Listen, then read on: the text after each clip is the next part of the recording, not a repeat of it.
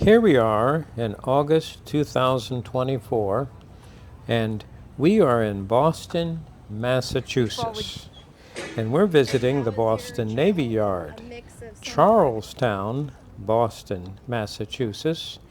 And we're getting ready to visit the USS Constitution, the ship, and the museum. And we're starting out here at the museum. And this goes into the history there of the Naval Yard. Now, of course, there were many ships built there, not just the Constitution, but the Constitution was in its day one of the largest, most powerful, impressive military warships in the world. It really had no rival. And as we tour the museum, one of the secrets of the Constitution was the lumber available to them there in Massachusetts, a very solid oak. So perfect for building ships. So they had a unique building material. And of course, that's what the USS Constitution was built from. But of course, many sailing ships were constructed there in the Naval Yard, both military and of course passenger cargo. Now, these were sailing ships, and oftentimes the sailors, especially if they were crossing the ocean, would be away for months. And serving on the USS Constitution, that was truly an honor. You were able to serve your country as a sailor on one of the most impressive warships in the world. So here we're going through kind of what was life like back in that day and what was involved being a sailor or an officer on the USS Constitution. So here we're going, touring the museum, and they're showing everything from the silverware, plates and dinnerware, the signal bell, some of the equipment, a sailor's day. Well, of course, hey, you're not going anywhere. So there we can see what was it like to be a sailor. One of the things, of course, discipline was important to maintain on the ship, and the ship was powered by the wind. So to be able to deal with ropes and knots and sails, that was the propulsion of the ship. One thing that was important was the food. I was going to be possibly at sea for months, so I had to think very carefully about meal plans and whether I was going to have enough stores to feed the sailors for the journey. And of course, the food had to be able to be stored. So it may not have been the best for you, but hey, that was what we had. And it had to last.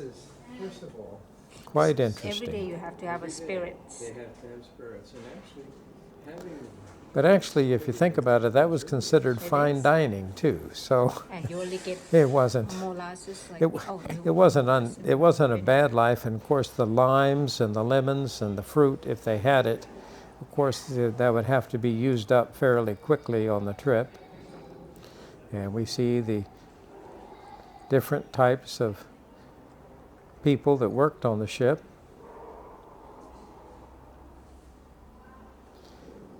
Whether you're an officer, a seaman, and of course, as a sailor on the ship, there were lots of different specialties. And of course, as we're going to see in a moment, all those cannons and all that powder. Had to be real careful with that, of course.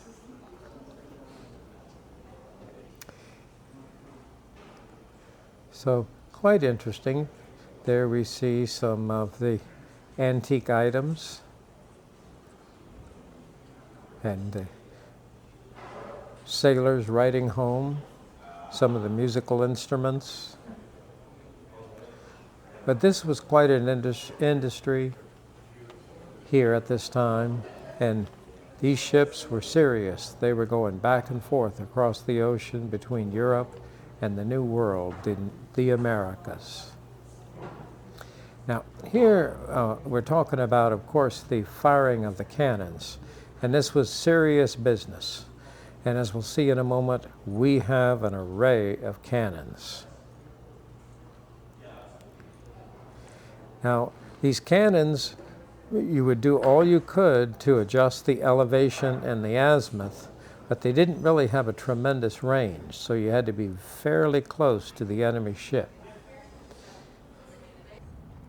And they actually All right, there we see the shipyard, and that's where the ships would be assembled. Now, here in Boston, they have a very mean tide, and there you see the gate there of the lock where I would have the dry dock to actually assemble the ship. Now, of course, this is just for show right here. They're not building any wooden sailing ships right now. But here it talks about how important this was and working in the yard. And this was a high-tech industry. A lot of careful engineering and design work went into this, and of course procuring the lumber, which was that specialty oak, and then being able to fit it and put it together and make a seaworthy vessel, watertight, able to stand up to the storms of the ocean, and even take a few cannonballs there in the side without sinking. So there we go. There's the dry dock. Very impressive. Now, of course, this is a museum. This is for tourists to see old Ironsides, the Constitution, and how she was built, and I'm sure they had to keep bringing it up there for repair.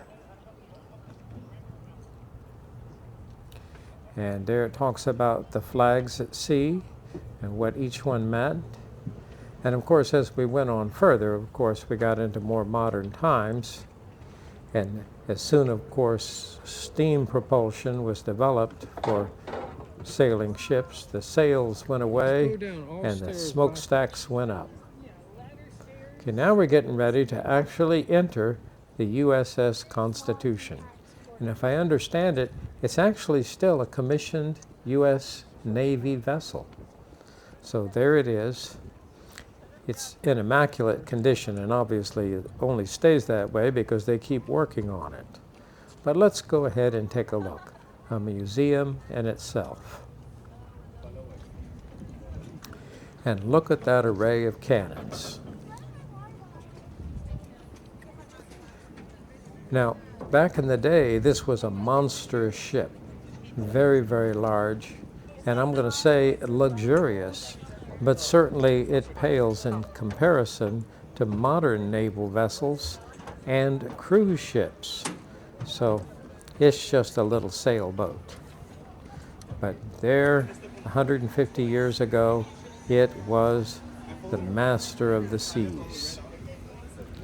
Alrighty, so we're boarding the vessel, and of course they have the hatches that let you go down into the lower decks. Now obviously this is the top deck, and you see the array of top deck cannons.